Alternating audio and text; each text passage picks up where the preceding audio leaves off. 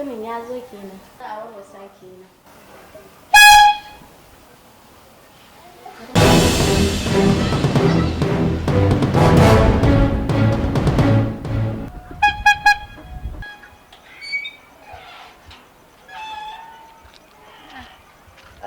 A dangare haba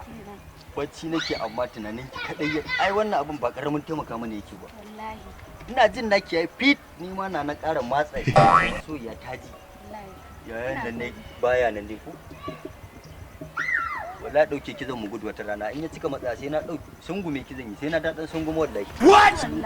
kina kauna ta ina amma ba wanda ya tsana sai ni ban san me ne ba sai ka ce mun hada budurwa ɗaya da shi yaya ake ciki yanzu me labari ya hutu da jin daɗi yaya tunani na san kina yin ai baby ni duk duniya ba wani wanda zai iya shiga tsakanina da san ba barka ka zuwa nan wajen ba Ya dan Allah ka ni fa ni ma fa dan zamanin nan ne fa babban yaya wai me kake ji da shi ne ni ka buga ba ɗaya kai